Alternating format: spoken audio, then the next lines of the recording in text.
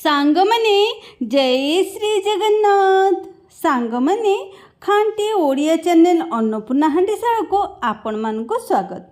आजिर जो रेसिपी सजना छुई आलू पोस्त रेसिपी एकदम नुआ उपाय।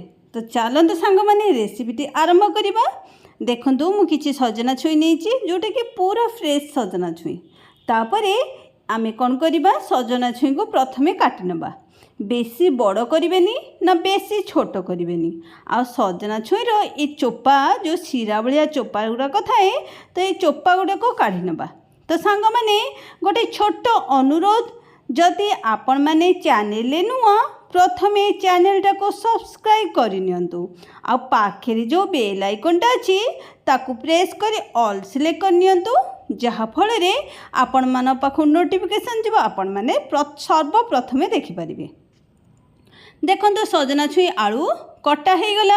एबे आमे कौन करवा, गोटे कड़ई नहीं जावा, ताधरे अल्प टिके सोरिष तेल नबा। आ सोरिष तेल देहरे फुटाइया जीरा नबा। तो मु जीरा अध चामच देकी भल भाव में फुटे नहीं। तापर दुईटा मीडियम साइज पियाज जोटा कि छोट छोट काटिकी नहीं। आउ सब्जीर जो चॉपर आसूची से चॉपर 3टा टमाटर भी काटी नहीं। तापर सांग माने पियाज को भल से भाजी नबा। तापरे एठी जो टमाटर को चॉप करथिले चॉपरे ताको एठी पकई दबा। पियाज टमाटर को टिके भल भाव में भाजिबा। एठी टमाटर पानी बाहरिया स्टार्ट हो जिवो। तापरे एठी मसला ऐड करबा।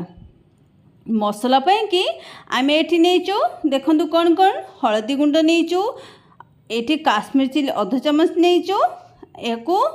तापरे एठी आमे कोन करबा, भल भाव में गोळै नबा। देखंतु गोळै साला परे केते बढ़िया से कलर आसी गलानी। सांग माने रेसिपीटी जदि भल लगे गोटे लाइक आ गोटे कमेंट निश्चिंत करिवे। तापरे एठी मीट मसला अध चमच देइची, देके भल भाव में गोळै नबा।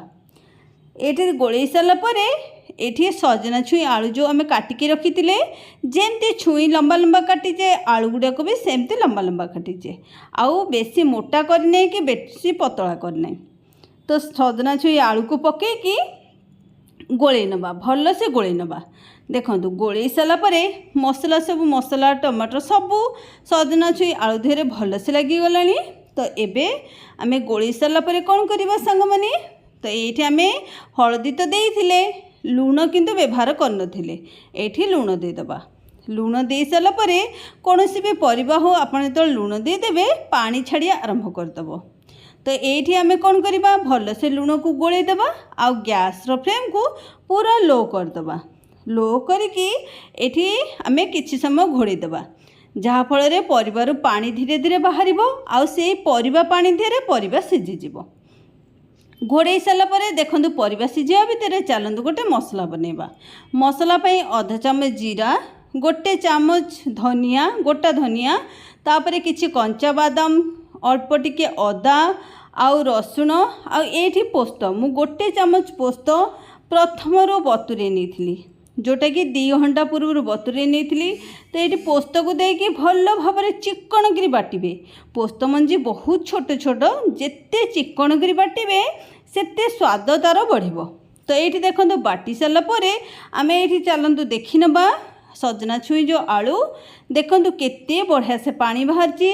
आउ आलू एते बढ़िया से पानी बाहर के आर स्वाद भी बढ़िया आसिलानी। एबे ठारू एबे आमे मसला ये ऐड कर दबा। जो पोस्त मसलाटा आमे बनैथिले मसला ऐड कर सारा पर ये मसला धेरे आमे पानी दे दबा। जेते आपण झोल रखिबे से हिसाब रे टिके अधिक पानी देबे, कहीं ना एठी सजना छुई आलू को सिझिबार अछि। अधा अधूर आलू टिके तो सिझी जाइछि, किंतु एठी आउ टिके सिझिबार अछि। आ सजना छुई भी टिके सिझिबार अछि। तो एठी जेतिके आपण झोल रखिबे ताठरो अधिक पानी देबे। तो ये देखो सांग माने मु पानी अधिक देई सारलानी।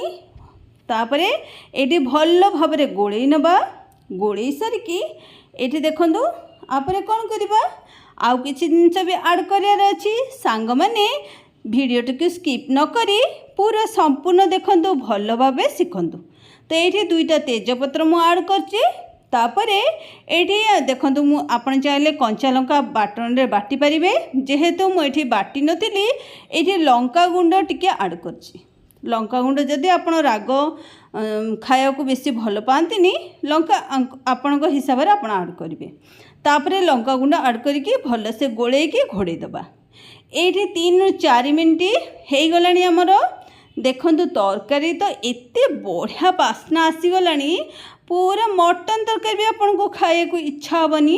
ए बास्ना एते बढ़िया बास्ना आसलानी आउ ये तरकारी स्वाद तो आहुरी बढ़िया।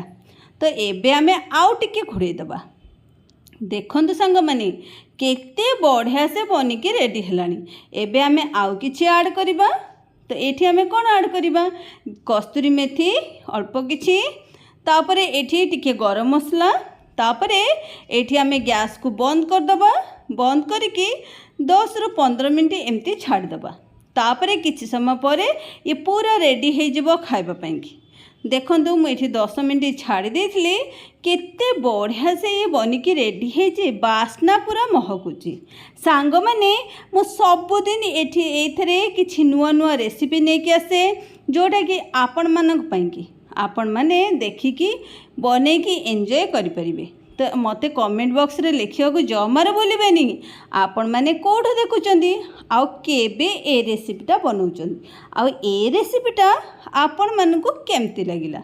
तो सांग माने आजिर ए रेसिपी कमेंट बॉक्स रे मते निश्चिंत जणेबे केमती लागिला। आज पे एतिकी रहुची पुणी देखाबो नुआ एक रेसिपी सहित ए टाइम रे ए चैनल रे। जय श्री जगन्नाथ।